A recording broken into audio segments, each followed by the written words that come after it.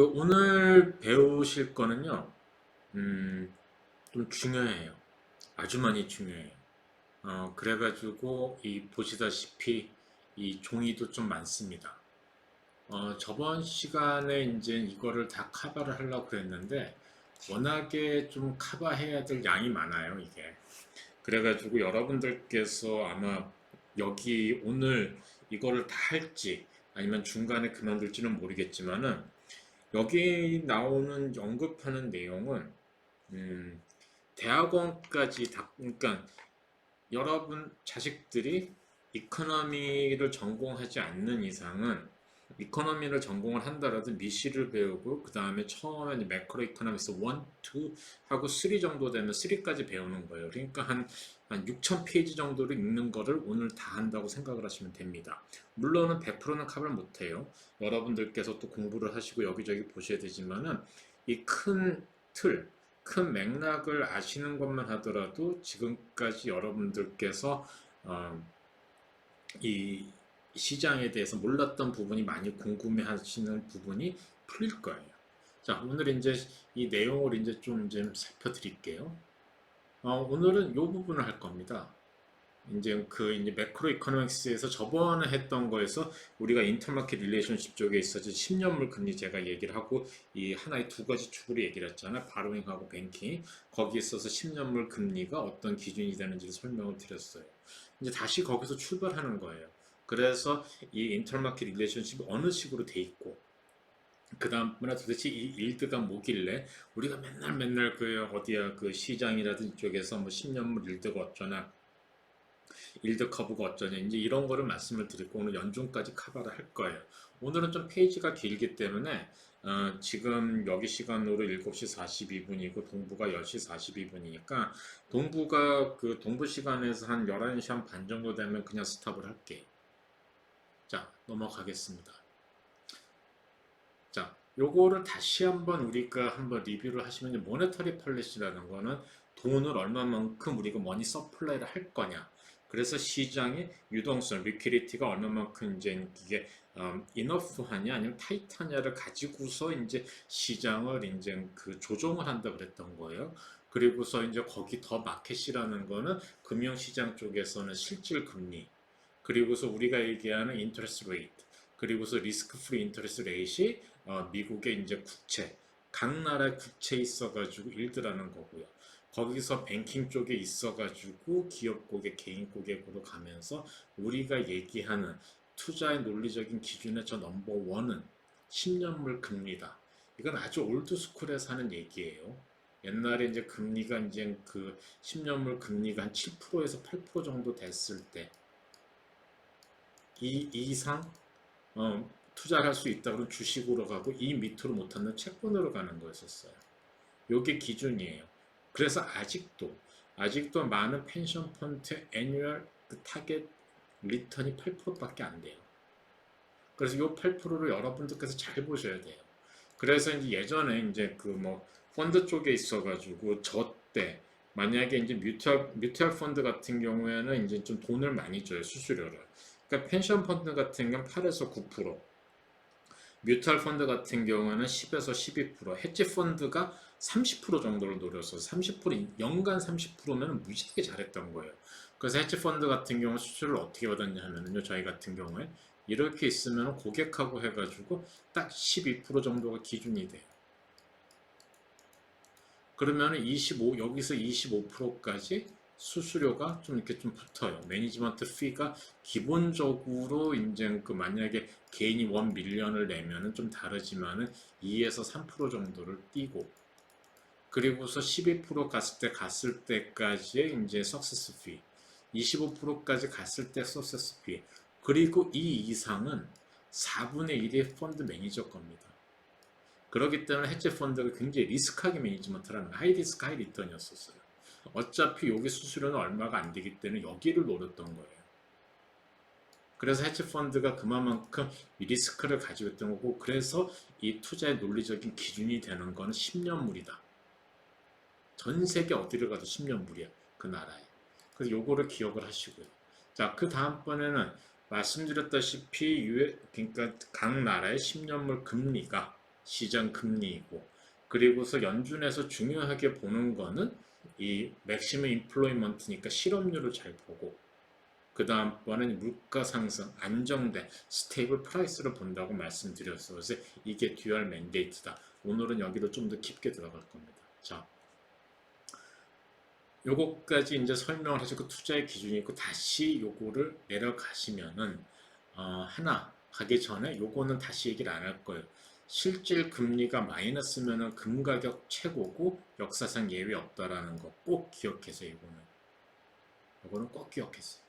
그리고서 마이너스 금리가 나와서 금이 최고가가 되면 항상 이 시장 조정이 올 수가 있다라는 거 꼭 기억을 해두세요.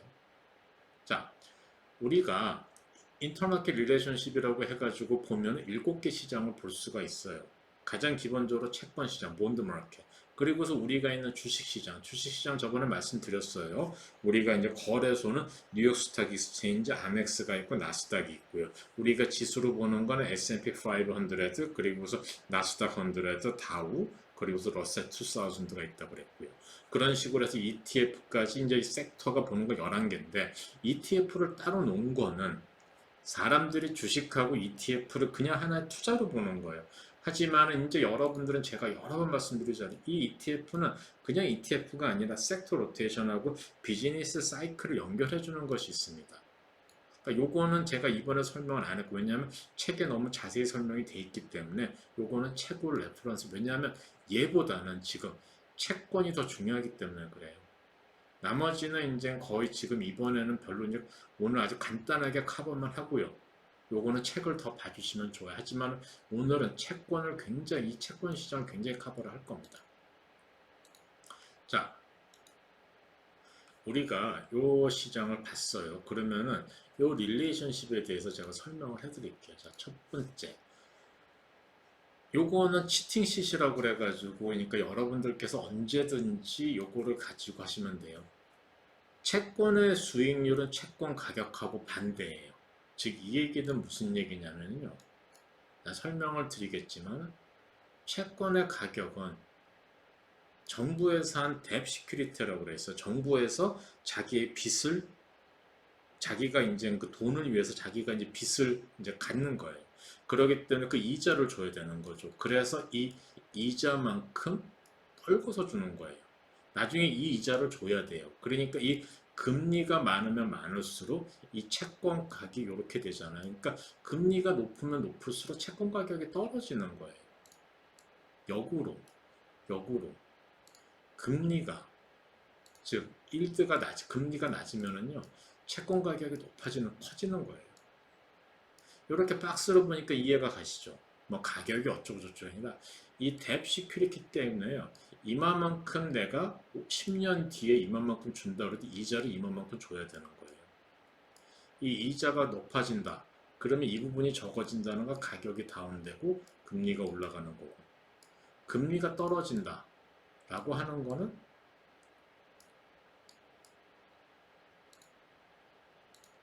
요만큼 떨어진 때 채권 가격이 높아지는 거예요. 넓어지잖아요.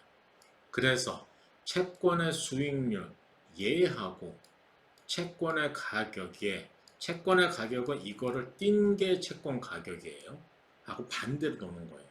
즉 우리가 여기서 10년물 금리라고 그랬잖아요. 그거는 이제 시장 금리인데, 시장 금리라는 거는 대부분의 이제 이 채권 종류가 있지만은 기본적으로 우리가 생각을 하는 시장 금리가 있는 10년물 이 채권으로 봤을 때 시장 금리하고 채권 가격은 반대라고 우리가 생각을 할 수가 있어요. 그렇죠. 그러니까 요거를 꼭 기억을 해두세요. 잠시만요.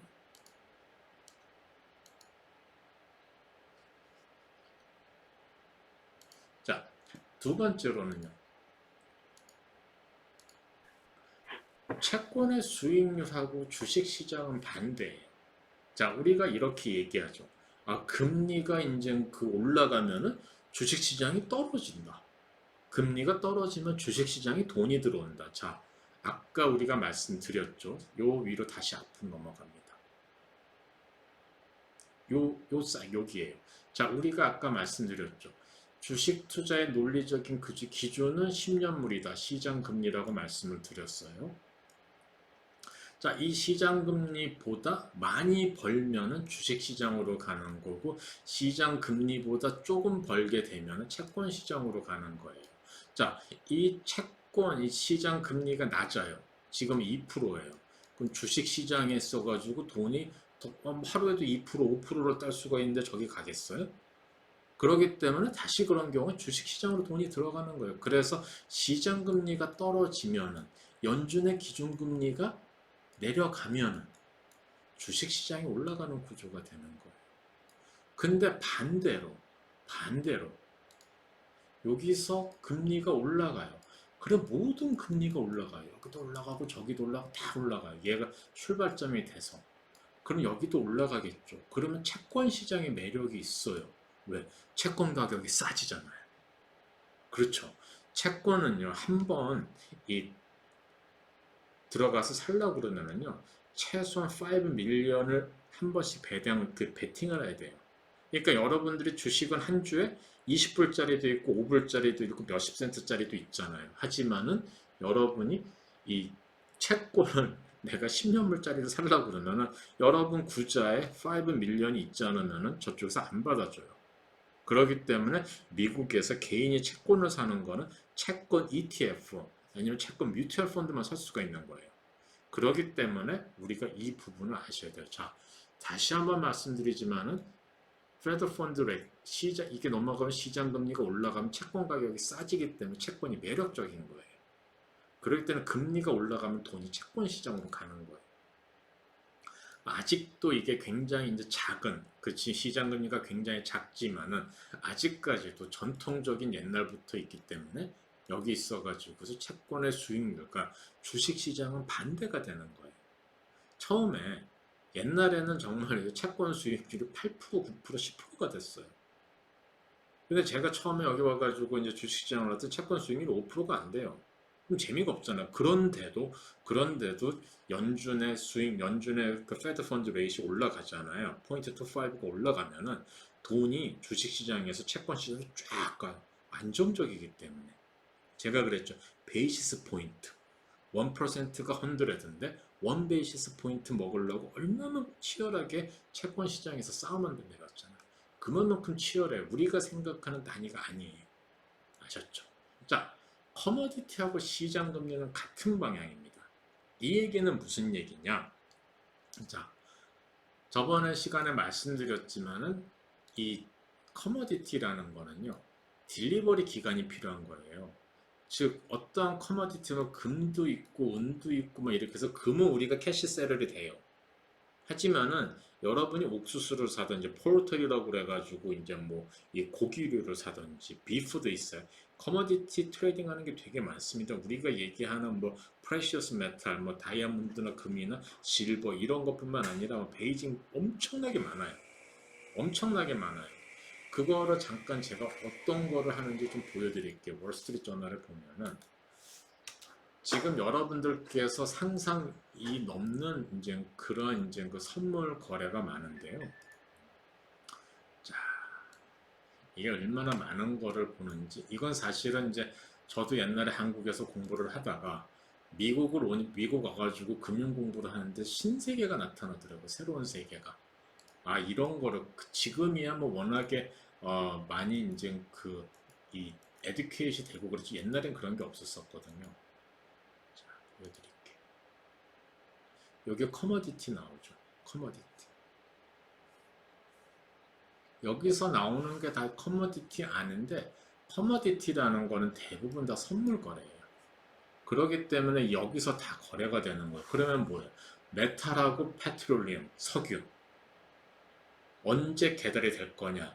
카퍼, 동, 금, 그리고서 이제 팔라디늄, 그래서 플랜티늄, 실버, 그리고서 여러 개가 돼요. 그리고서 농수산물도 거래돼요. 콘, 우리가 얘기하면 컴프레 콘, 그리고서 오트밀 오츠잖아요. 소이밀, 콩, 소이빈 똑같은 건가요? 그리고서 뭐 이렇게 해가지고 뭐 쌀도 거래돼. 엄청나게 많아요. 럼버 거래되죠. 우유도 거래돼요. 코코아, 커피, 슈가. 커튼, 오렌지 주스, 오렌지 주스도 굉장히 큽니다. 이 시장 무시하면 안 돼요. 그리고서 우리가 채권 쪽에 있어가지고 이자가 금리가 어떻게 될지를 가지고서도 또 거래해요. 이게 선물이에요. 그러니까 미국은 우리가 생각하는 그 이상의 진짜 돈으로 숫자로 만들 수 있는 거는 다 상품을 만들어줘. 거래를 해요. 선물 거래를. 그러니까 선물이라는 건 무엇이냐 하면은 오늘 거래를 하면은 1년 뒤에 딜리버리를 하는 거예요. 예를 들어 가지고 기름을 그러니까 한국 정부가 이 뭐 예를 들어서 현대점유나 SK가 사우디 쪽에서 이제 기름 원유를 이제 그 주문할 거 아니에요. 그럼 갑자기 또 재고가 떨어져 전화해 가지고 야 원유 좀 보내줘 이런 게 되는 게 아니에요. 최소 3개월 전, 최소 그러니까 각 해마다 연초에 1년 뒤 거를 주문을 해요. 그리고서 뭐 9개월, 6개월, 3개월 이런 식으로 퍼센티지를 하고 요거를 계산할 때마다 이 히스토리컬하게 지금 뭐 이 생산량이라는 그 수요 그리고서 날씨 이런 걸 다 넣어가지고 여기서 넣게 되는 거예요. 그런 식으로 해가지고 선물 거래가 되는 게 커머디티 시장이에요. 근데 이 커머디티는 선물이라 그러면은 어, 재고라는 거거든요. 여러분이 본 모든 거는 재고가 있는 거예요. 그럼 내가 얘를 사고자 하는 3개월 전에 계약을 했어요. 그래가지고 예를 들어서 제가 콘 만드는 콘프레이크 만든 켈로그에 완전히 뭐 이 생산 그 책임자라 치면은 이게 원재료가 오면은 저장을 해야 돼요. 그렇죠.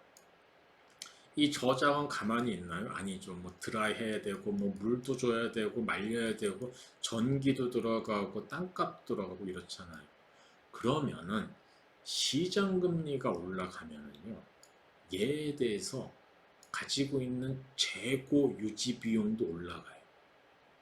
그러면 커머디티 가격이 올라가는 거. 왜?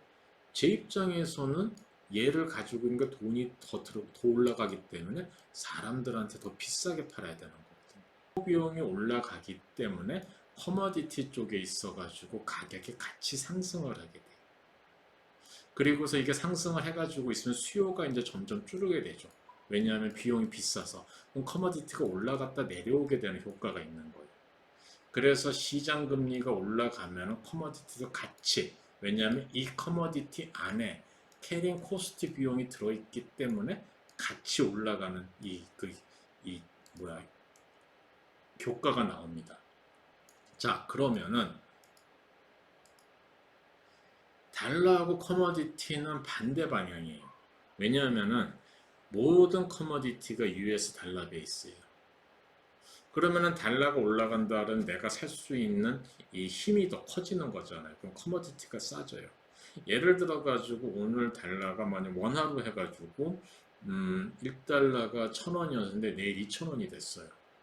그러면은 현대차가 만약에 이제 뭐 제가 뭐 A라는 차를 살라고 그랬는데 5천만 원이었어요. 그랬는데 달러가 2,000원이 됐어요. 그 다음날.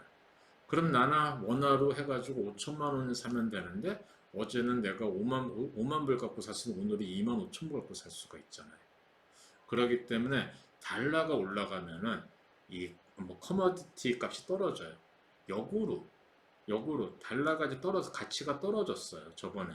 그럼 커머디티 가격이 올라가게 돼 있어요. 그래서 달러하고 커머디티는 반대 방향이에요. 자, 여기서 우리가 또 하나 볼 수 있는 거는요.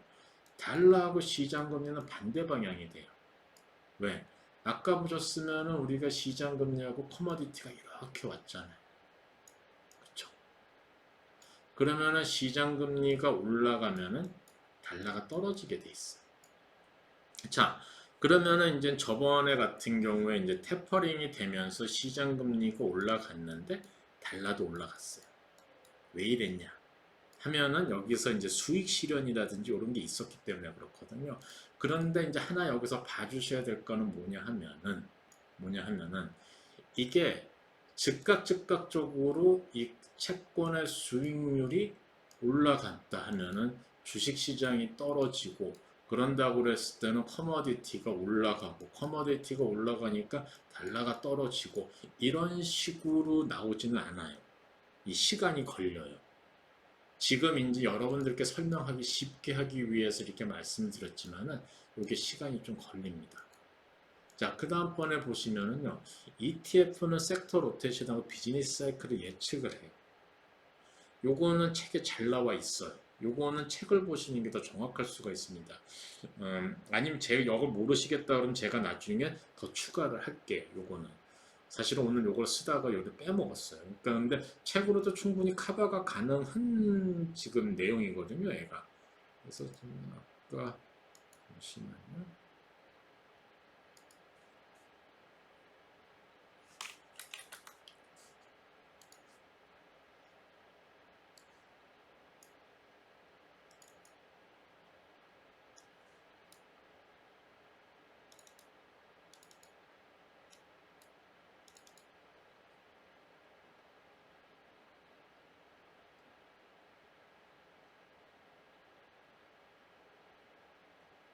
여기요. 책에 보시면은 136페이지부터 143페이지까지 나와 있는데요. 여기서는 ETF 쪽으로 보시면은 여기 이 초기 강세장 뭐 이제 이렇게 해가지고 요때는 이제 그 어떤 섹터가 올라가고 이제 이런 게 나와요. 근데 제가 이거를 왜 커버를 안 했냐 하면은요. 요즘엔 잘 안 맞아요. 이게 불행히도 요즘에는 하도 그냥 그 변수가 많이 생겨가지고요. 아직까지는 이게 잘 안 맞아요. 그래가지고 제가 좀 중요시 안 한 이유가 여기 있습니다. 그래도 여러분들께서 요거는 레퍼런스로 보세요. 그리고서 이 섹터가 움직이는데 예전에는 주식시장이 천천히 움직였을 때 그 섹터 로테이션이 되게 잘 연결이 됐었어요. 근데 지금은 거의 뭐 섹터 로테이션 쪽이 아주 빠르게 움직이기 때문에 별로 그렇게 비즈니스 사이클하고 예측을 할 수 있을까라는 게 사실 퀘스천 마크가 들어요. 그러나 나중에 언젠가나 한번 이렇게 경기가 천천히 갈 때는 저런 섹터 로테이션이 있으니까 저거를 그때 레퍼런스를 한번 삼아서 보세요. 자, 그 다음번에 지수 선물은 시장 선행 지수예요. 그러니까 오늘 지금 이제 뭐 내일 뭐 다우 지수가 어떻게 되고 뭐 SPX, S&P 500에도 선물 지수가 어떻게 되고 얘기가 나오잖아요. 그러니까 이게 시장 선행 지수고 24시간 운영을 해요, 거의. 그러기 때문에 우리가 내일을 볼 수가 있다라는 게 하나가 있고요. 옵션 시장은 요거는 이렇게 생각을 하시면 돼요. 옵션 같은 경우는 콜하고 풋이 있어요. 콜 옵션하고 풋 옵션이라는 게 있는데요. 나온 김에 설명을 해드리려고. 요거는 그냥 여러분들께서 레퍼런스로만 둬보시면 돼요. 콜 옵션하고 풋 옵션은 되게 좀 헷갈려요. 이제 제가 2,000불 갖고 10만 불 만들어 가지고 옵션 관심 있는 분들한테 이제 좀 이렇게 좀 교육시켜 드리려고 지금 하는 계좌예요. 그냥 재미 삼아 가지고 안전하게 하나하나 가고 있으면은 그러니까 미국에서 나중에 옵션하고 싶으신 분들 계시면은 1년 동안 2,000불, 그러니까 2,000불이면 얼마 안 하잖아요. 한 300만 원밖에 안 하죠. 250만 원. 그거 갖고서 이제 10만 불을 만들어 보는 거를 이제 제 목표인데 이거 한지 지금 한 3주 됐나? 3주 됐는데 한 2,000불 갖고 해서 지금 한 4,000 몇백 불은 된 것 같아요. 약간 좀 정책이에요. 제가 몇몇 개를 잘못 들어가서.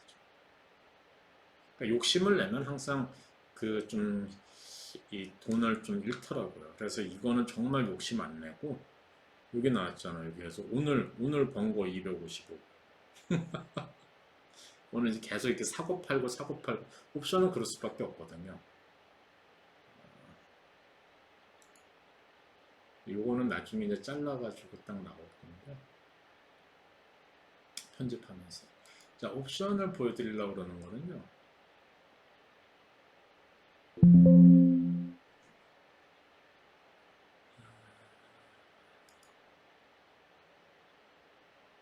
잠시만요.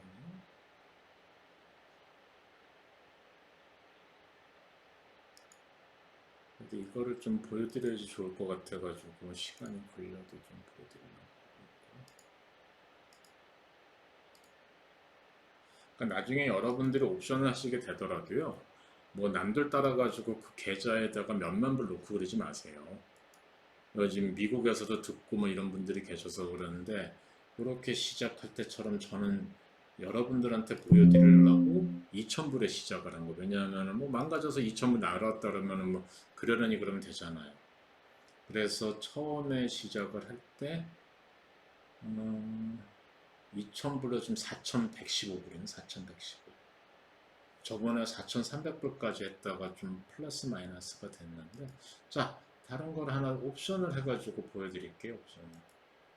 옵션 같은 경우에 이게 옵션 테이프가 따로 있어요. 그럼 콜 옵션하고 이제 풋 옵션하고가 이제 뭐가 있냐 하면은요. 왜 콜 옵션하고 풋 옵션을 봐야 되냐? 이렇게 오픈이 되면 그때부터 제대로 여기 나왔네. 녹화를 하기 위해서 다시 콜 옵션하고 풋 옵션에 대해서 설명을 해드리겠습니다. 그러면은 이건 뭐냐면 우리가 마이크로소프트 마이크로소프트를 쓰면 MSFT. 그럼 여기 옵션 테이블이라고 그러거든요.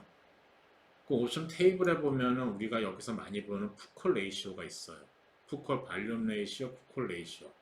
그러면은 이제 보통 뭐 요거로 봐도 되고 요거로 나머지에서 0.95라고 그러면 1대1이면은 이 시장이 좀 마이크로소프트가 좀 떨어질 거라고 보는 이게 많은 거예요. 그러면 한 달 뒤를 만약에 우리가 이제 12월 21일 요거는 12월 21일 날 끝나는 거예요. 12월 21일까지 마이크로소프트가 지금 가격이 335불인데 335불보다 이게 350불까지 올라갈 거다 그러면은 3불 20 그러니까 320불에 대한 프리미엄을 내는 거예요. 왜냐하면 이렇게 계약한 건이 100건이거든요.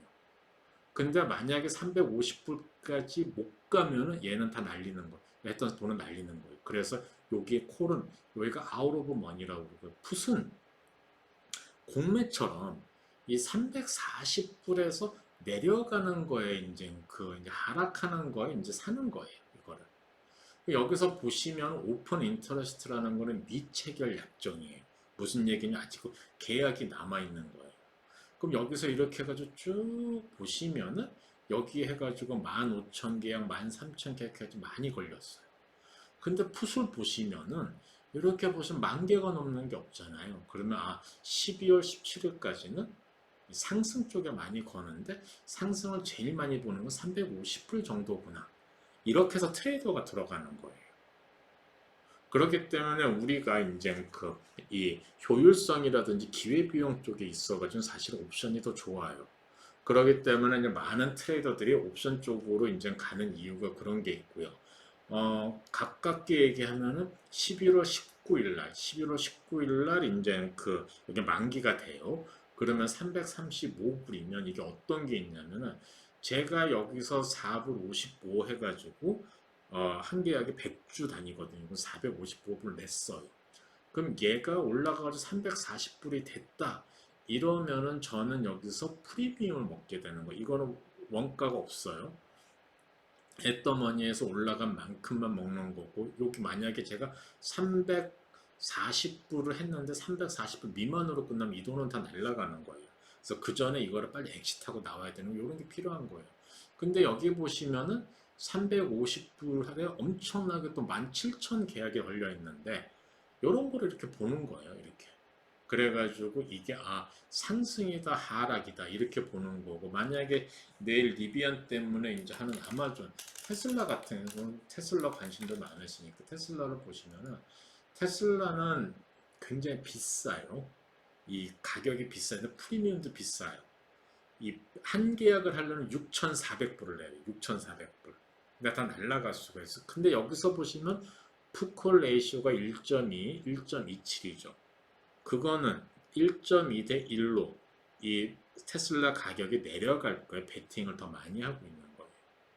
보시면은 지금 10월 19일 날 1,000불 미만으로 갈 거에 47,000 계약이 들어있는 거예요.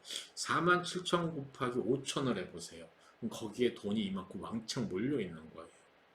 근데 올라가는 거 있어가지고는 이 몇만 주를 할 만큼 지금 남아있는 거 9천 주죠. 오늘 이제 해가지고 거래량이 4만 7천 주고요.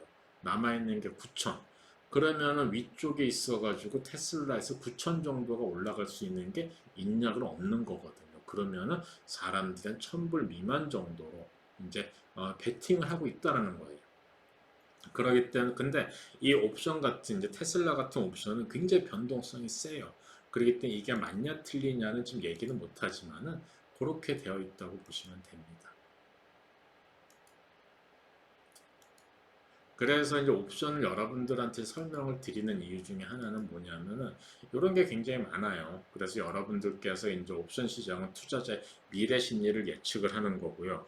저 같은 경우에는 옵션 계좌가 꽤 많아요. 그러니까 한쪽을 날려도 되는 거, 저쪽은 버는 거. 근데 요거 같은 경우는 여러분 나중에 좀 외국 쪽에서 하고 싶은 분들은 이제 위에 가지고 2,000불 가지고서 1년 동안에 얼마만큼 6개월 동안 얼마만큼 벌 수 있을지 그걸 해가지고 좀 교육을 시켜드리려고 하고 있습니다. 자, 그렇게 해서 이제 이렇게 인터마켓 릴레이션십이 여기서 끝나는 거예요. 자, 그러면은 이게 우리가 여기서 봐줘야 될 것 중에 하나는 과연 이 시장이 어떻게 그동안 움직여 왔냐인데 예를 들어 가지고요. 예전에 제가 공부를 배웠던 2000년 1980년대하고 요때는요. 시장 금리가 올라가면 주식 시장이 올라갔어요. 즉, 이 전통적인 경제 이론에 의해 가지고 경기가 성장하는 거는 인플레이션이 올라가는 거고 인플레이션이 올라간다는 거 실질 금리가 올라가는 거 실질 금리가 올라가는 시장 금리가 올라가는 거다. 그러다가 이게 어느 정도 너무 올라가면 자연스럽게 시장이 조정이 일어나면서 이제 다시 이제 서큘레이션이 된다면 다시 올라가는 것이 우리가 얘기하는 호파에서 얘기를 한 이 경제 이론이에요. 그렇게 왔었었고요. 근데 이제 어느 한순간에 이가 바뀌었냐 하면은 버냉키가 되는 2008년부터 이 이자가 확 떨어져요. 여기 보시면은 3% 있죠, 3%. 3%대를 내려오기 시작한 게 이제 그 2008년에 우리 리만 브라더 사태가 나면서 이제 그때부터 이 시장 금리가 그전에는 6%, 7%를 10년 금리가 6에서 7%를 했다 이거죠. 그러니까 굉장히 높은 거예요. 거기서 3% 미만으로 와서 나중에 2012년에는 한 2% 미만까지 내렸으니까 낮은 금리를 연준에서 시행한 게 사실은 몇 년이 안 돼요. 2008년부터 했으니까 아직 20년이 안 돼요.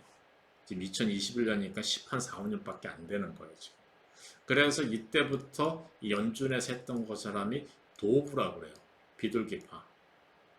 낮은 금리를 가지고서 이 그 경제 성장을 이루는 예, 학파라고 그러죠. 도부 학파라고 그러거든요. 그래서 경제 학파가 이렇게 지금 연준은 도부가 맞아요. 그러면 미국 정부 채권의 일들 시장 금리하고 미국 정부 채권과 완전 반대로 움직여요. 얘는 100% 반대예요. 근데 우리가 여기서는 1, 2, 3, 4 여기서 보신 거는 이 퀀티테이티브 이징이라고 그러지 우리 그 연준의 경기 부양책이 냈던 그 시점 있잖아. 그 시점이에요. 돈이 이렇게 풀리는 시점이에요.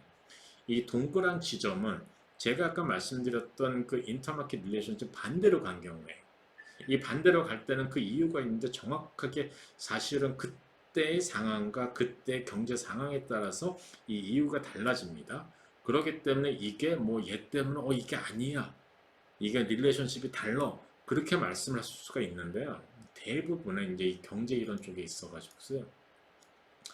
60%에서 65% 이상만 이 릴레이션십이 유지가 되면은 그냥 릴레이션십이 된다라고 판단을 해요. 그만큼 어려워요. 이게 저번에 또 말씀드렸던 A가 B고 B가 이제 C고 C가 D이기 때문에 A가 D다라는 게 60에서 65% 정도밖에 안 된다고 생각을 하시면 되는 거예요. 그래서 이 거시 쪽에 있어가지고 이렇게 많이 움직이 좀 다릅니다. 그 예를 들어가지고 여러분들께서 이쪽에 있어가지고 이 채권의 일드가 올라가면은 여기서 금까지 다시 올라가면 떨어졌단 말이에요. 이런 게 있고 또 미국 달러 같은 경우는 또 반대로 가고요.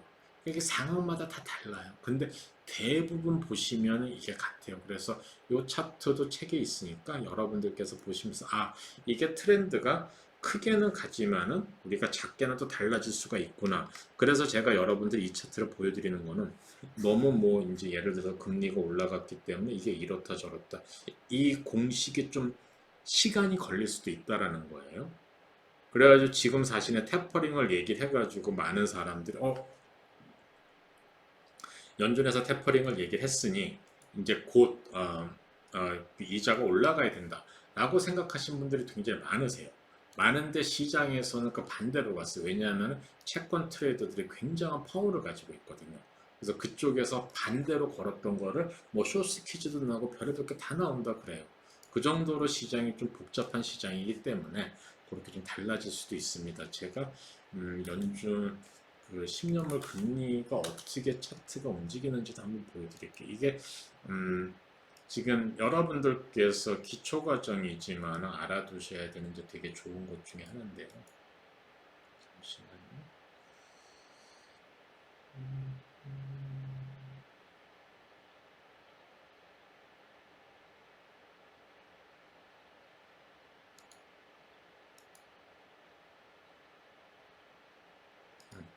여기 있네요. 자, 지금 이게 제가 올 초부터 많은 분들한테 이제 이거를 설명을 해드렸어요. 근데 요거를 잘 모르는 분들이 많으세요.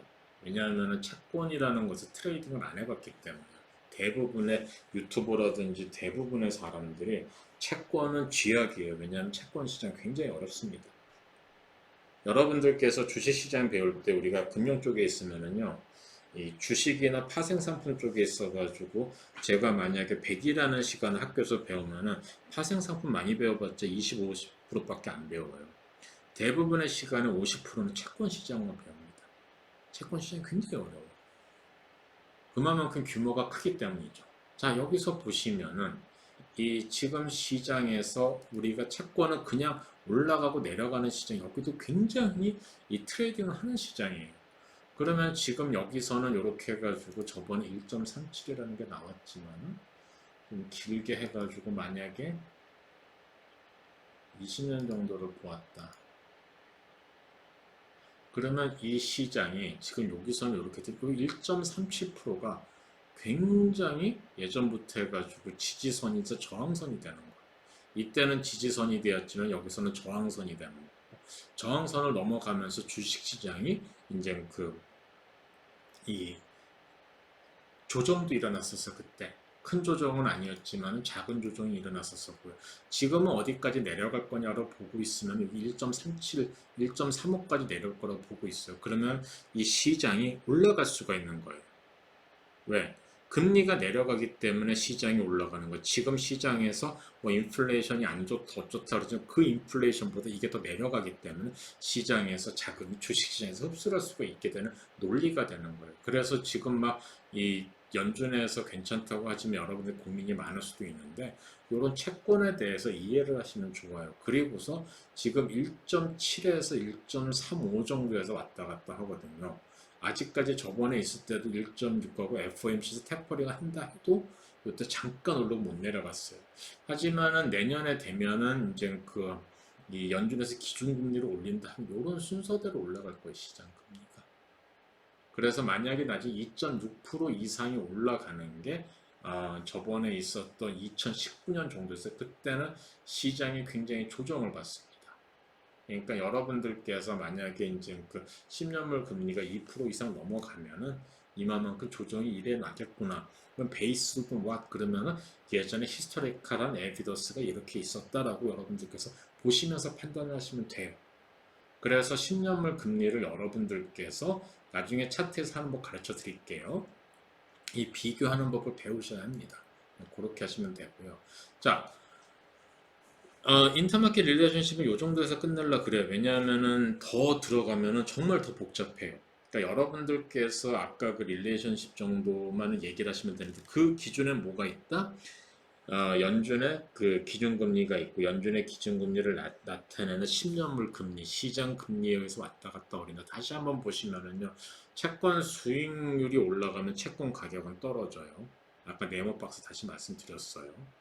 그래서 이 네모박스 기준으로 해가지고 10년물 채권이라고 그러면은 이 금리가 올라가면 채권 가격은 떨어지고 금리가 작아지면 채권 가격은 올라간다. 자, 채권 수익률하고 주식시장은 반대다. 왜? 수익률이 올라가면은 많은 돈이 채권 시장으로 가기 때문에 주식시장은 떨어진다. 그런데 채권 수익률이 올라간다는 건 인플레이션이 올라간다는 얘기랑 비슷하기 때문에 커머디티 가격도 이 인플레이션의 영향을 받아가지고 올라갈 수가 있고, 그 이유에서 인플레이션 올라가는 그 이유 하나가 재고 관리 비용이 있어야 하기 때문에 커머디티 가격이 올라가게 된다. 왜? 그 가격을 포함하기 때문에요. 아까 설명해서 좀 더 보충을 하면은 이거를 파는 사람이 전달할 때까지 내 책임이거든요. 여기서 보시면은 원유가 이렇게 해서 도착할 때까지는 이 사람의 코스트예요. 딜리버리 비용까지 포함이 되잖아요. 이게 그래서 우리가 이 수출을 할 때 FOC하고 아마 FOC 그 CIF인가 뭐 이 가격이 달라요. 여기서 출발하면서 내 책임 아니고 네 책임.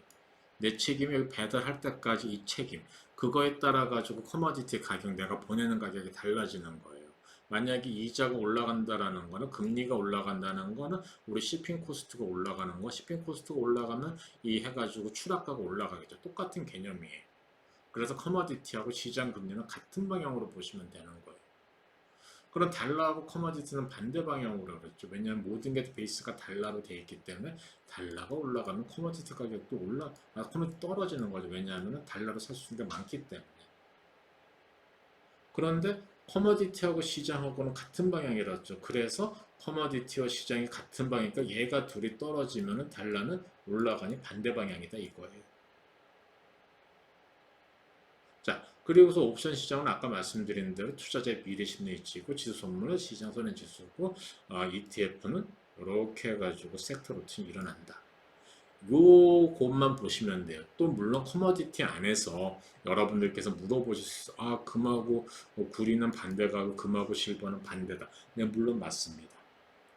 그래서 책에 골드 실버 레이시오도 설명을 하고 그랬는데 지금은 기초 과정에서는 사실은 가장 중요한 게 골드예요. 그럼 비트코인이 왜 올라갑니까? 라고 물어보시면은요. 예전에는 비트코인은 하나의 통화가 되려고 해 통화가 안 된 가짜 통화였었어요. 근데 작년 11월부터 이 금이 너무 올라간 거예요. 장단기 금리가 역전이 되고 막 이러면서 그래서 이제 마이너스 금리가 되다 보니까 금값이 최고를 쳤던 거예요. 근데 금이 1아운스당 2,000불이 됐는데 그때 3,000불이 된다 그러는데 금에다가 투자하기가 너무 이제 안 좋고 헤지 펀드라든지 젊은 투자자들이 비트코인 얘기를 한 거예요. 그래서 비트코인이 5,000불짜리가 지금 8만 불까지 올라간 거예요. 그것도 사실 어떤 커머디티 역할이 있는지 없는지 모릅니다. 그게 거품인지 진짜 싸들이 될지는 아무도 몰라요. 그래서 금 대신에 비트코인이 왔고 비트코인도 지금 어떻게 보면 커머디티 역할이 되는 거예요. 그렇게 시장은 이렇게 변하는 게 지금 이제 온다고 보시면 돼요. 그래서 이렇게 해서 인터마켓 릴레이션십은 제가 여기서 했고요. 자, 지금 이제 설명을 드릴 건 일드예요. 일드는 굉장히 중요해요, 여러분들. 여러분들께서 막 일드가 뭐냐, 일드가 왜 이래, 막 이렇게 해서 일드는 순수하게 얘기하면 리턴이에요. 총 토탈 리턴이라고 해요. 그러니까 우리가 했을 때는 야, 그러면 너뭐 일드가 어떻게 돼? 뭐 이렇게 하면 일드가 우리가 한국말로 배울 때는 항복, 양보하다 그건데 왜 리턴이 되나 그러는데 일드는 순수하게 하면은 돈 버는 거예요. 돈을 투자할 때 나한테 리턴이 몇 프로가 올 거냐? 그게 이제 리턴이라고 보시면 되는 거예요. 그렇기 때문에 지금 이제 여기를 봐주시면 될 것 같고요. 그 다음번에 이제 채권의 일드라는 건 아까 말씀드렸지만은 채권은 뭐예요? 뎁 시큐리티예요. 정부든지 회사든지 내가 돈을 하기 위해서 내 스스로가 보증. 그러니까 정부 같은 경우에는 망하지가 않는다. 그러니까 크레딧이 너무나 좋은 거죠. 망하지 않을 거다. 그런데 회사 같은 경우는 애플이 회사채를 발행하는 거하고 저기 어느 스펙 회사 팔렌티어가 한다고 그러면 여러분들은 이거 똑같이 이자를 만약에 여러분들이 팔렌티어하고 애플의 채권을 사시는 거 회사채를 1밀리언씩 사요. 12억짜리를 12억짜리를 주는데 애플하고 팔렌티어하고 똑같이 이자를 줄까요? 아니죠. F는 좀 안정하니까 이자가 낮을 거고 팔란티어는 언제 망할지 모르기 때문에 이자가 높을 거란 말이죠. 그런 데서 오는 게 이 일드의 차이가 됩니다.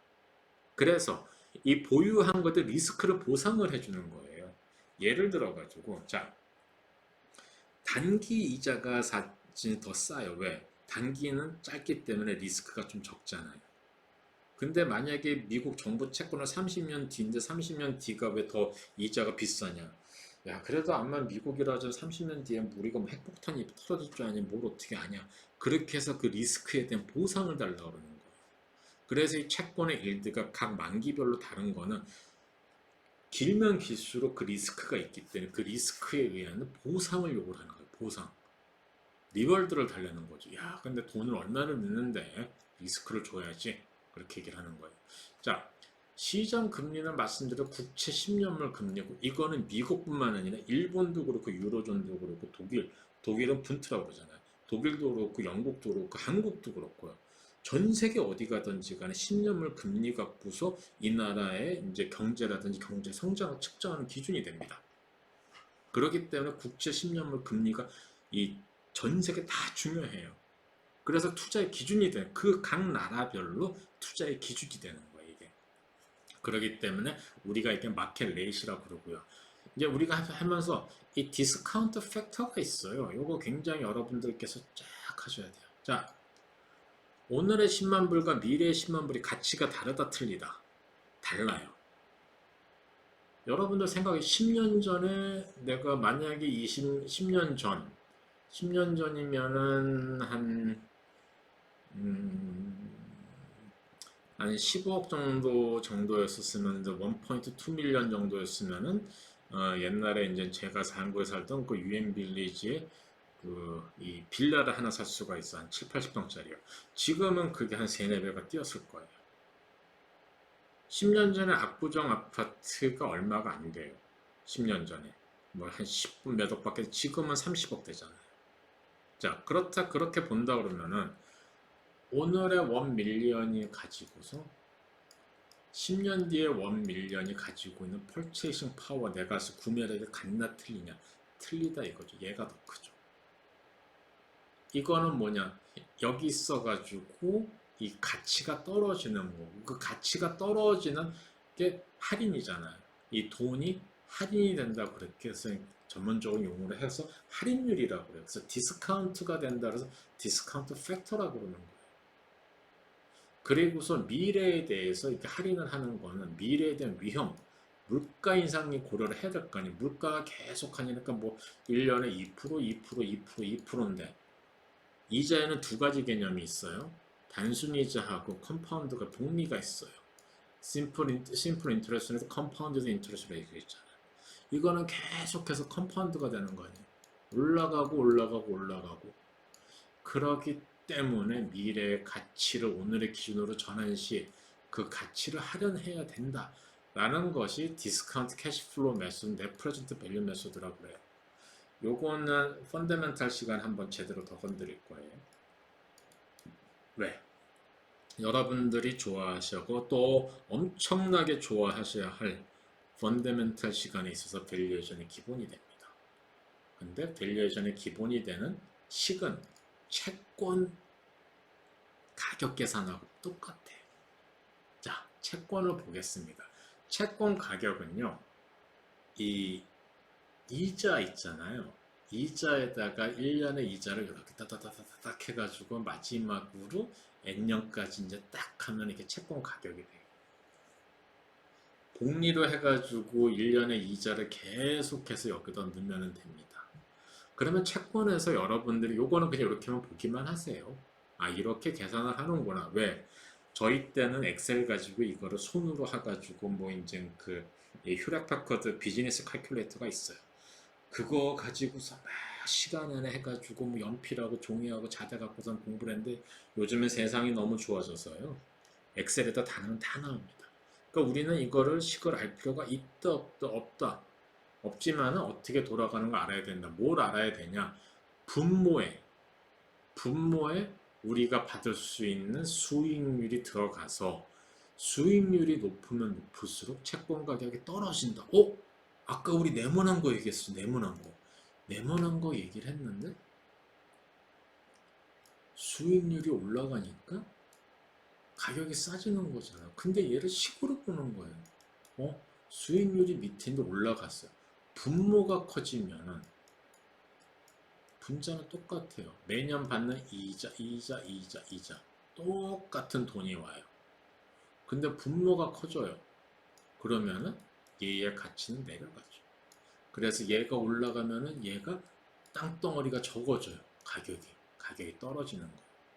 자, 그러면은 쿠폰하고 일드가 도대체 뭐가 다른가? 이거 설명 제대로 하는 사람 없어요. 되게 알 것 같은데 뭐 주식시장도 야 너 쿠폰하고 일드가 어떻게 달라? 그러면은 아 쿠폰이 거기 왜 나오니? 막 이렇게 얘기를 하죠. 쿠폰은 뭐냐?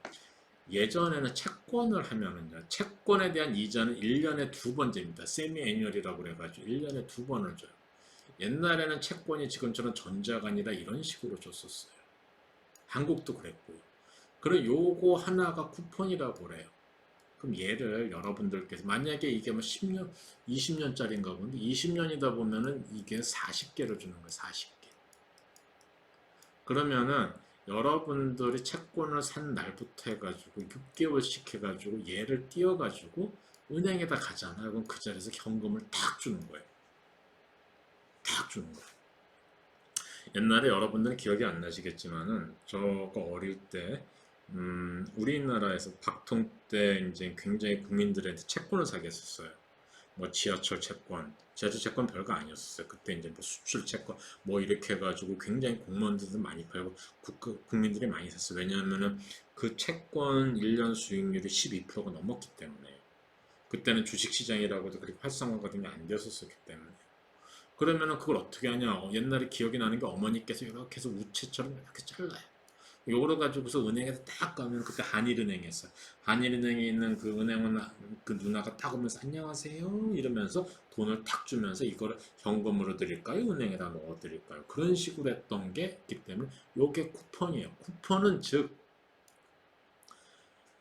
채권이 발행할 때 고정으로 주는 금리예요. 고정으로 주는 이자예요. 얘는 이자예요. 그냥 픽스된 이자예요. 그러면 일들은 뭐고 왜가 달라요? 얘를 보면 10년물은 0.875인데 0.87하면 1년에 0.4 3 뭐 어쩌 4375 주겠죠? 그런데 여기는 1.096이게 이게 왜 달라요? 이게 다른 거는요. 1억 이 가격에 이렇게 해서 나온 애를 가지고서 시장에서 채권 트레이드들이 거래를 해요.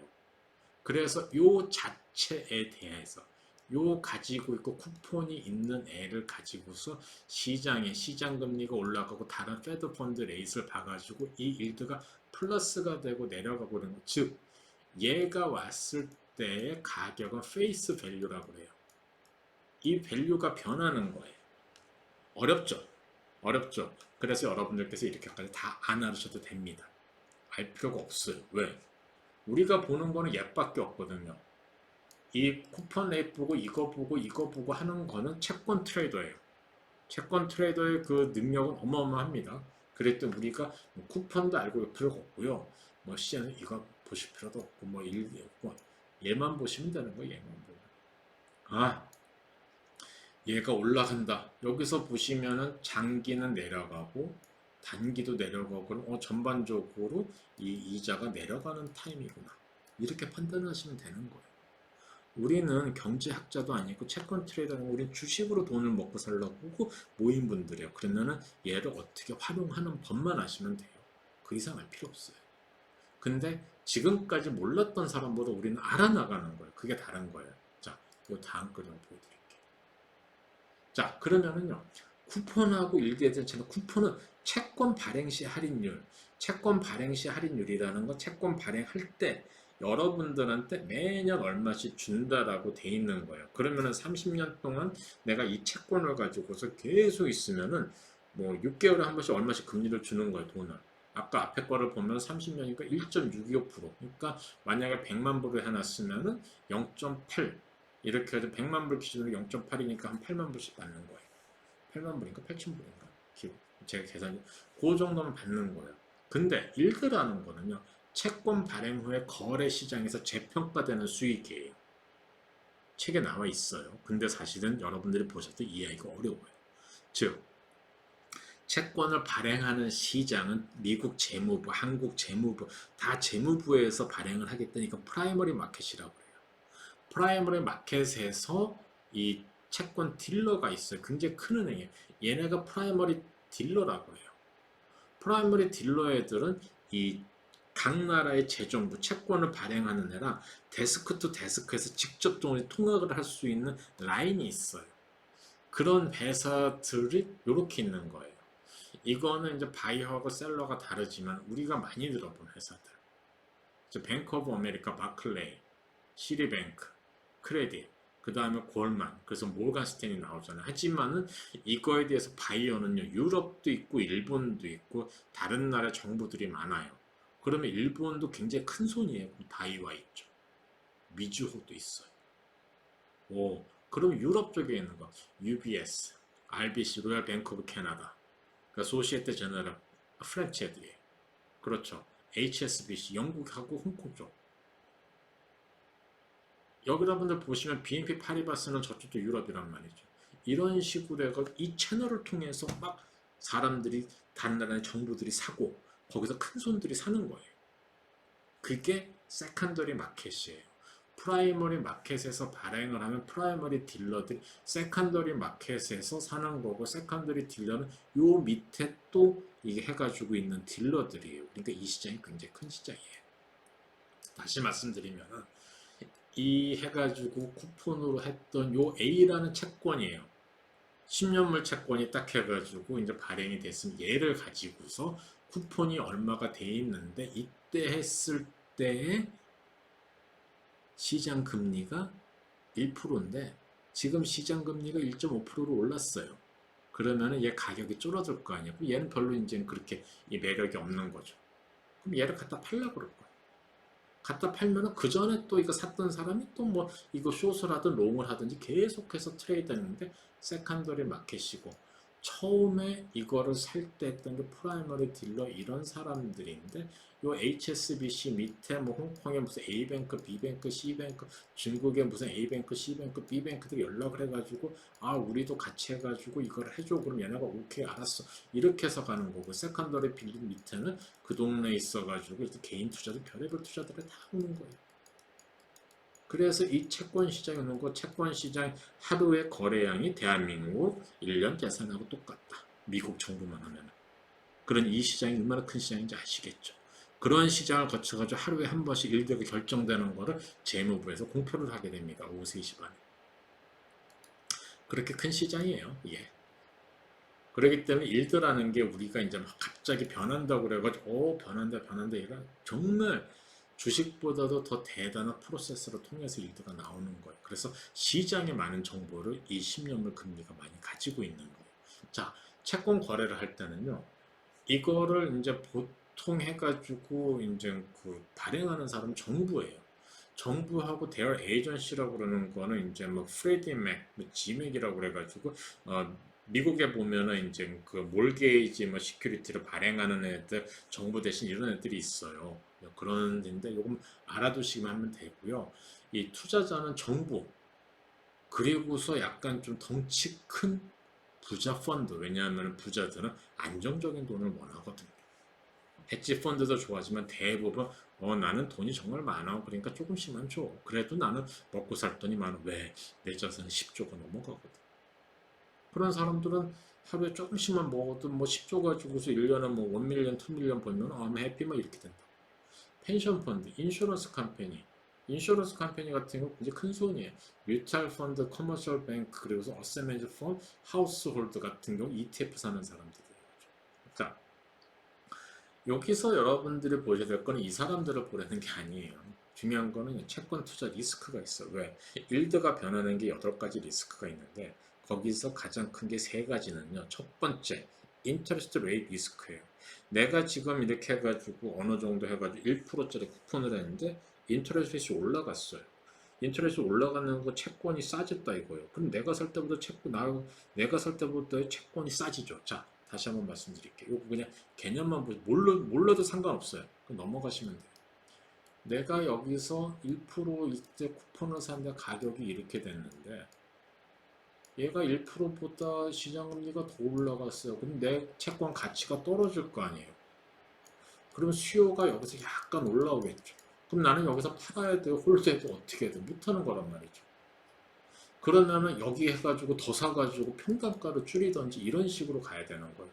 이게 가격이 이제 이렇게 해서 줄어들었던 게 다시 또 수요가 올라가니까 얘가 이제 점점 더 줄어들면서 가격이 올라가면 어느 정도 맞아 떨어지는 거예요. 그 작은 차이를 베이시스 포인트로 가는 거예요. 1%가 100 베이시스 포인트라고 그러면은 1 베이시스 포인트는 0.01%다. 이런 식으로 채권시는 먹는 건데 여기서 가장 하는 거는 인터레스트예요. 금리가 올라가면 내 채권 가격이 떨어지는 거예요. 올라가는 게 아니라. 그럼 만기별로 해가지고 가격이 다 달라져요. 그래서 리스크가 되는 거예요. 두 번째, 인플레이션 리스크. 지금처럼 인플레이션이 올라간다는 건 무슨 얘기예요?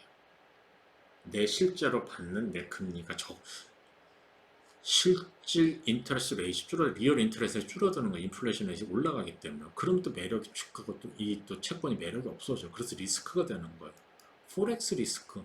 내가 달러가 떨어졌어요. 아니 달러가 올랐는데 나는 원화로 샀어요. 그럼 미국 채권이 내가 달러가 올라갔으니까 이게 내 한국 사람의 입장에서는 이게 변하지가 않아도 이 채권 값이 올라간 거야. 내 거 올라가. 그런 식으로 리스크가 있어요. 여러 가지가 있는 거예요. 자, 모르시겠다. 몰라도 상관없어요. 걱정하지 마세요. 단 이것 두 개는 알아두세요. 이것 두 개. 이게 뭐냐 하면요.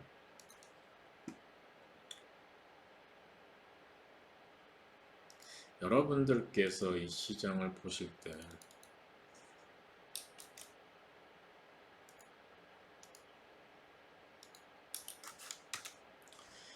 연준에서 해주는 게 있어요. 자, 미국은 되게 좋은 게요. 정말 많은 정보를 여기서 다 얘기를 해줘요. 자, 지금 실질 금리는 몇 프로다? 그럼 마이너스 1.11이다. 라고 계산을 쫙 해줘요. 좋지 않아요? 대한민국은 알라 그러면 한국은행 저기 몰라도 뭐 절로 가세요, 일로 가세요 이렇게 하고 안 가르쳐주고 미국은 딱 연준하면은 딱 여기서 나와주는 거예요. 지금의 실질 금리는 마이너스 1.11%, 즉 마이너스 금리라는 얘기입니다. 그래서 아까 보여드렸던 거에 여러분들께서 누가 실질 금리가 어떻게 돼? 그럼 여러분은 여기 딱 와서 얘를 딱 들어가시면 실질 금리가 이렇게 돼 있구나 라고 보시면 돼요. 그러면은 브레이크이븐 인플레이션 레이트라고 부르는 건 뭐냐면 실질 지금 현재 인플레이션 레이트를 보는 거예요. 자, 한번 또 보겠습니다. 지금 뭐 실질 금리 뭐 어쩌고 저쩌고 해가지고 많이 많잖아요. 이제 뭐 금리가 비싸네 이러네 하고 뭐 저도 뭐 그런 얘기를 많이 하는데 여러분들께서 남의 얘기를 듣는 게 아니라 여러분들께 직접 확인하려면 이쪽으로 딱 가셔서 보시면 돼요. 굉장히 미국은요 모든 정보가 정말 투명해요. 그래서 여러분들이 이 구조만 알면은 정말 시장에서 투자하기 편하세요. 자, 지금 인트레스트 몇 프로? 2.63%예요.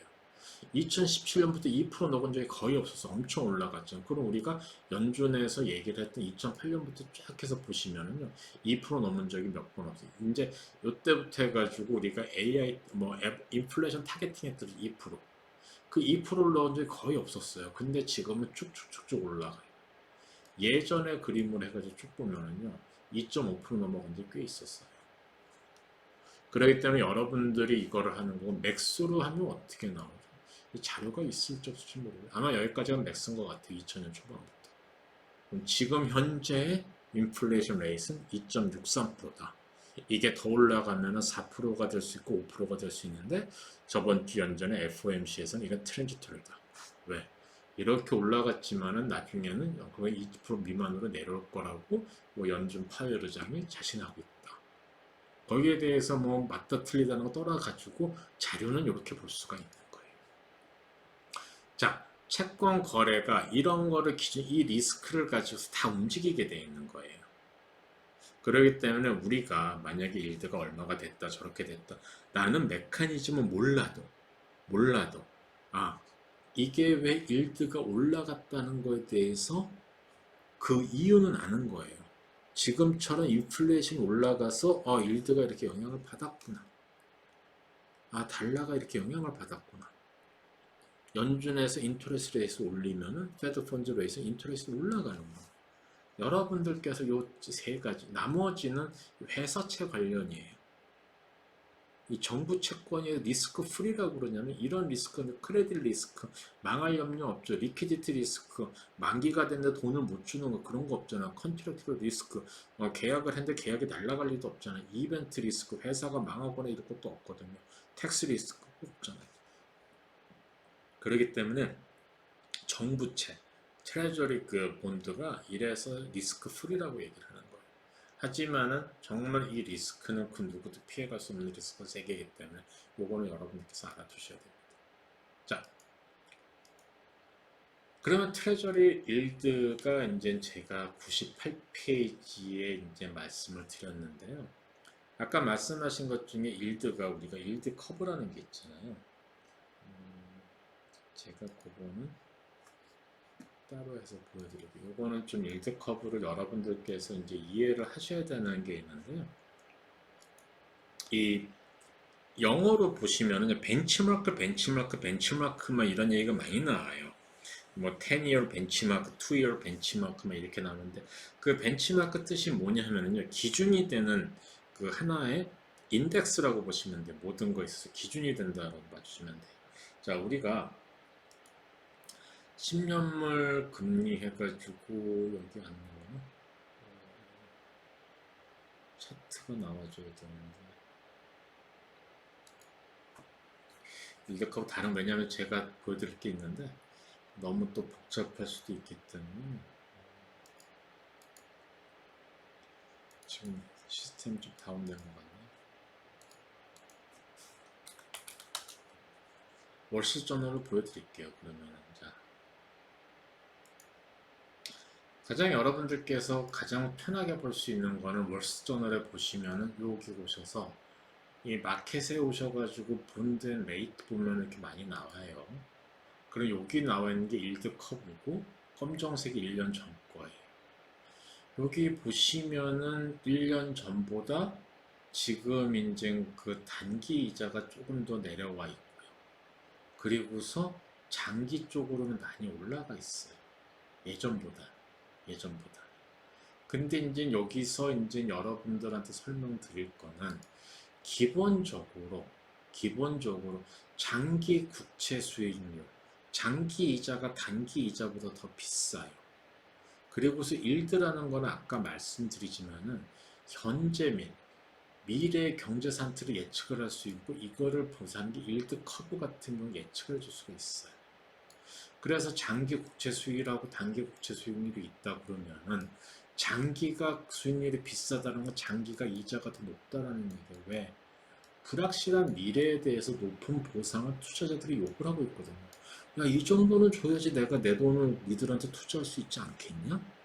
이렇게 이 사람들이 역으로 요구를 하는 거예요. 그래서 이 은행 같은 경우에는요.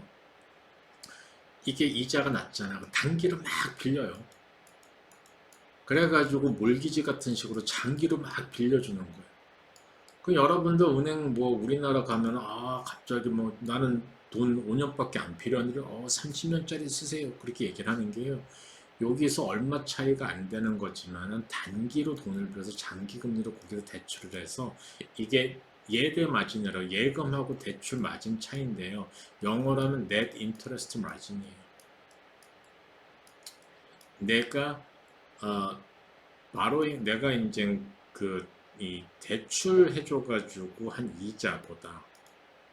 이자가 예금 이자보다 내가 주는 것보다 더 높아지 은행이 돈을 벌 수가 있거든요.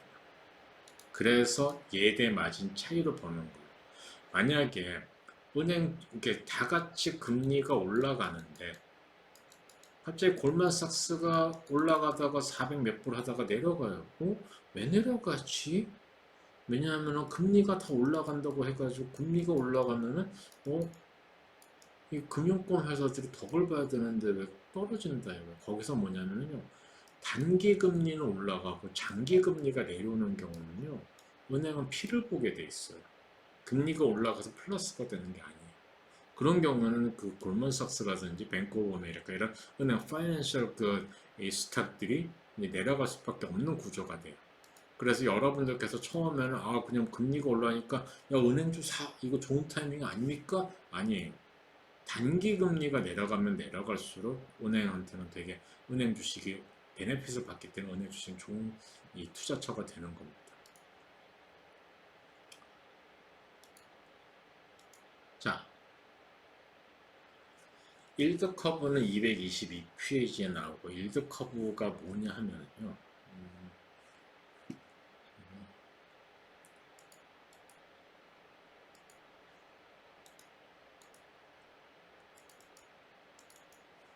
자, 일드 커브를 설명을 해드리면 어떻게 나오는 게 일드 커브냐면요. 우리가 미국 걸로 보면은요, 1년 미만의 이 채권은 빌이라고 그래요. US 트레저리 빌. 20년 미만은 트레저리 노트라고 그래요. 10년인가? 아무튼 그 20년 이상은 본드라고 그래요. 채권. 우리는 다 본드라고 그러는데 이렇게 달라져요. 이 미국에서 1년 미만은요, 정부에 필요한 자금으로 말해서 공무원들, 군인들, 월급 이렇게 주고요. 요 다음번에 사용하는 게 있는데요. 만약에 여기 이자가 더 비싸다고 하더라도 그 비싸다라는 거는 뭐냐면은 이 수익 대비 비싸다는 거지 사실은 일드 커브가 대부분 보면은 이런 식으로 그리게 되게 이게 노멀하게 이게 보통은 노멀 디스트리뷰션 보통 일드 커브라고 해요. 그러면은 이 일드 커브가 또 어떤 게 있냐 스티프한 게 있어요. 이렇게 좀 낮다가 갑자기 이렇게 해서 올라가는 애가 있어요. 스티프해서 올라가는 거. 그거는 여기가 왜 낮냐 하면은요. 경기가 너무나 좋기 때문에 이게 쇼트하게 단기적으로 그러니까 여기서 뭐 많이 줄 게 없는 거예요. 그러다 보니까 얘가 낮고 이 장기는 높아요. 이거는 경기가 무지하게 좋구나. 근데 너무 이렇게 스티프해지면은 이게 뜨거워가지고 거품이라든지 과열이 될 수가 있겠구나 라고 보는 게 이제 그래프고요. 세 번째는 그래프가 일드 커브가 플랫해지는 거예요. 약간 좀 평평해지는 거. 그건 뭐냐면요. 얘가 이렇게 예전부터 이렇게 오른 거예요. 올라가지고 이렇게 했다가 얘가 이렇게 내려온 거예요. 즉 이 얘기는 뭐냐면 단기가 불안하다. 첫 번째, 야, 언설튼해. 그러니까 이자가 올라갔어요. 언설튼하다는 거 리스크가 많다라는 거 아니에요. 그래서 리스크 아까 얘기했죠. 인플레이션이나 이런 리스크가 있기 때문에 일드가 올라가는 거예요. 단기 이자. 그런데 나중에는 뭐 안정이 될 거기 때문에 여기는 내려온다. 이렇게 하면 플랫더라고요. 이건. 이런 경우에는 보통 뭐냐면 리세션이 온다라든지 경기가 이제 무너지기 조정이 오고 일부 직전의 그래프라고 해요. 지금 현재 일드 커브가 이렇습니다. 그러면 리세션이 오냐? 아니에요. 그렇게는 답을 못하고요. 지금 여기서 여기로 왔다가 저번에는 스티프했어. 너무 과열이라고. 그래서 여기서 이렇게 왔다가 노멀로 가는 이 과도기 트랜지터리라고 생각을 해. 사람들이 그렇게 평가를 하고 있어요. 자, 이렇게 되어 있는 게 지금 상태인데 세 번째로는 가장 여러분들이 보면 안 되는 정말 안 좋은 커브가 있습니다. 인버티드 일드 커브라고 그래가지고 단기가 너무 높고 장기가 너무 낮아요. 이런 경우에는요. 예외 없이 6개월에서 9개월 안에 조정이 아무튼 엄청나게 크게 옵니다. 제가 얘기하는 조정은 10% 시장 조정 20에서 40% 많게는 그렇게 떨어지는 이런 조정이 와요. 이거 예외가 있다 없다. 이게 나오면은 무조건 우리는 6개월 늦어도 시장을 한 4개월 뒤에는 도망가 있어야 된다. 이거를 가장 보는 게 뭐냐 하면요.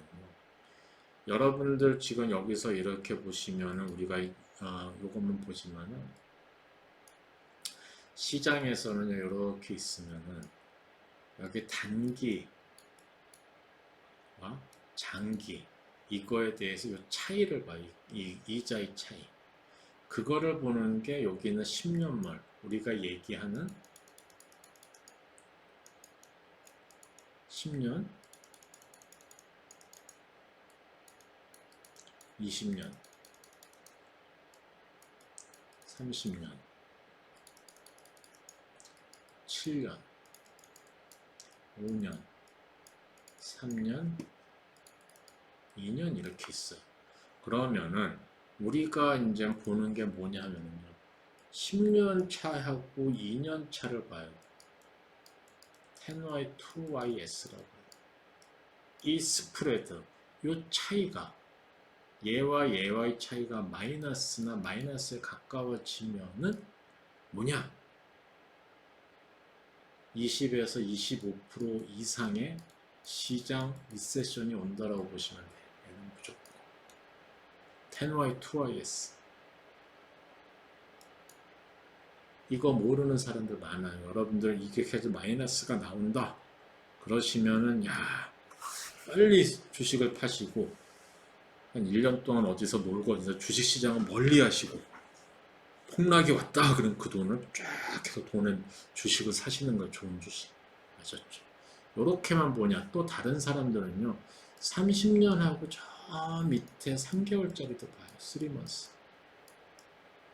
20년하고 5년짜리도 봐요 이거는 채권 트레이더가 약간 좀 뭐 이렇게 하는 사람은 30년짜리 하고 또 7년짜리도 보고 2년짜리도 보고 이래 요거는 근데 가장 시장에서 많이 보는 거는 얘입니다. 10년하고 2년 차이. 그래서 10y, 2ys라고 해요. 요거 잊지 마세요. 자, 그러면은 얘를 설명을 이제 다시 이제 확인해서 이론을 가면은 자, 말씀드렸던 노멀 커브는 이렇게 돼 있고 플랫 커브는 이렇게 인버티드 커브는 이렇게 돼 있어요. 근데 실제로 이런 그림이 나오냐 안 나와요. 이렇게 그냥 확 눈에 띄게 나오는 게 아니라 스티프는 가면서 이렇게 여기 있잖아요. 가파른 스윙으로 이렇게 나오고요. 놀만한 커브도 뭐 이런 놀만한 커브 없어요. 거의 보면 정사진 커브 요 정도예요. 이렇게 놀면도 보시죠. 플랫한 거는 여기서 약간 좀 평평한 거고 인버티드는 눈에 띄지 않게 약간 일자보다 뭐 이런 것이 이런 식으로 이거는 좀 이해하기 좋게 얘기를 하는데 실제로 보면은 실제로 이런 커브는 안 나와요. 우리가 이제 약간 이런 거는 여러분들 이해하기 쉽게 하는데 이런 건 거의 안 나오고 이거나 요거 저도 이제 그나마 가장 비슷한 거를 찾아서 온 거예요. 그러니까 얘나 얘를 보시면 커브가 이렇게 되는구나. 플랫한 것도 거의 이런 식이 되고 이렇게 되고 이렇게 되는 거지 뭐 이게 막 이렇게 갔다가 이렇게 하고 그렇지는 않아요. 그러니까 여러분들께서 인버티드 커브를 이제 보는 거는 뭐냐면은 내가 매번 가서 못 보겠다 그러면은 뭐를 읽어라? 월스트리트 저널. 월스트리트 저널하고는 이런 거 계속 나요. 그래서 여러분들은 내가 여러분의 주식시장에 있는 동안은 무조건 월스트리트 저널을 매일 읽으셔야 돼요. 무조건. 주식시장 안 보더라도요. 월스트리트 저널을 읽으셔야 돼요. 그래야지 시장이다 흐르면 빨리 알 수가 있어요. 월스트리트 저널 먹고 좋은 거 없어요. 여러분들 뭐 우리나라에서 무슨 경제신문, 일간지신문, 유튜브 이런 거 다 보실 필요 없어요. 월스트리트 저널만 끼고 사세요. 그러시면은요 정말 거기에 모든 정보가 다 나와 있고요 여러분들이 앞으로 투자해야 될 주식도 다 나오고 그렇게 나와 있어요. 절대로 뭐 다른 사람 얘기보다 여러분들이 좀 기교시는 월스트리트 저널 읽으세요. 그게 최고입니다. 자, 일드 커브에서 아까 말씀드린 대로 책에 있는 거 222페이지 있는 거 다시 가지고 왔어요. 자, 스티프라고 그러면은 지금 경제가 높은 성장을 그러니까 앞으로 물가가 상승할 거라고 예상. 아까 인플레이션 리스크 있었죠? 인플레이션 리스크 여기 인플레이션 나옵니다. 예상되고 인플레이션 프리미엄에서 장기 금리가 상승을 해서 장기 미국 국채가 수익률이 상승한다. 그래서 얘가 이렇게 올라가는 거예요. 그래서 여기서는 이제 그 아바신의 시중은행이 단기 금리로 타 금융기관 대출을 받아서 이자금을 소비자 대출해주고 그래서 이렇게 해서 이자 차익을 수익을 낸다. 요거는 약간 좀 경기가 아주 그냥 뜨끈뜨끈하고 여기 너무나 가면은 이제 거품이 될 수도 있다라고 하는 거고. 지금 평평한 수익률 곡선은요. 수익률의 차이 스프레드예요. 이게 스프레드. 스프레드가 아주 적다. 이 얘기는요. 미래 경기가 불확실한 경기가 친 조기 경고 신호이다. 근데 지금 같은 경우 조기 경고 신호가 아니라 왜 단기가 올라간다? 연준이 내년에 기준금리를 올릴 것 같기 때문에 지금 2년 뒤, 3년 뒤니까 쫙 올려놓는 지금 뭐 사놓는 거예요. 사놓는 거예요. 이거는 보통의 경우 지금 같은 경우는 연준이 기준금리를 올린다는 것 때문에 이렇게 되는 거예요. 하지만 보통 때는 경기가 침체에서 회복될 때까지 이 투자자들이 장기 미국채를 매입을 하지 않아요. 인기가 없어지는 거죠. 죄송합니다.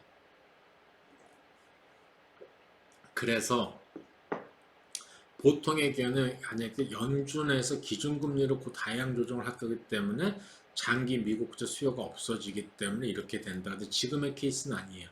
근데 보통 때 이렇게 나올 수 있다라고 생각을 하세요. 그래서 지금의 플러드한 이 일드 커브가 이 이론에 맞냐 아니에요.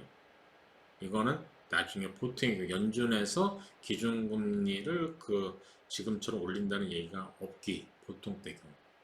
이 인버티드는 내가 무슨 말인지 5에서 9개월은 무조건 리세션 옵니다. 이거는요.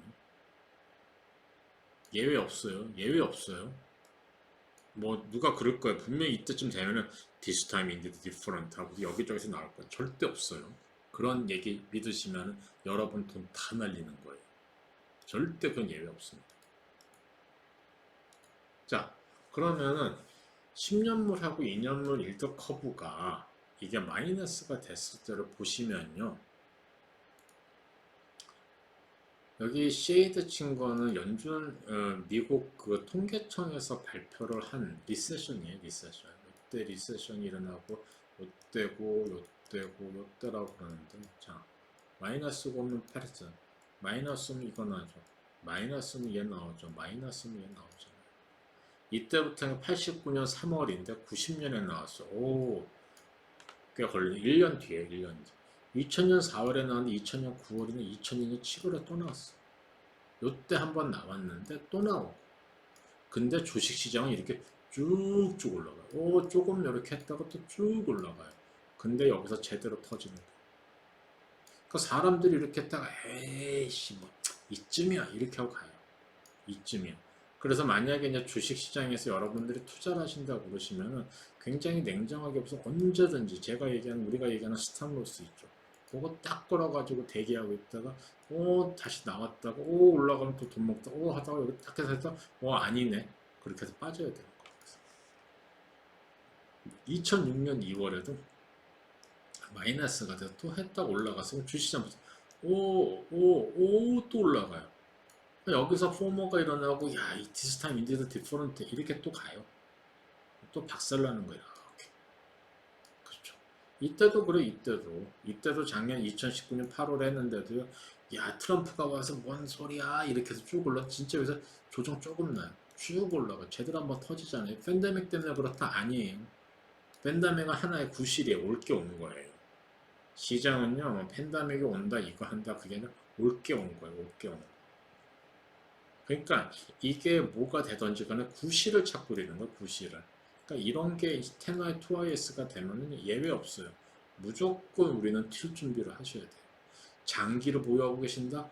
빨리 수익 실현하셔가지고 여기 내려올 때 뭐 여러분들이 좋아하는 테슬라가 되든 애플이 되든 마이크로소프트가 되든 아주 좋은 주식을 딱 살 기회를 잡고 기다리시는 거예요. 이게 기회를 잡아가지고 가는 남들보다 여러분이 더 공부를 더 하셨잖아요.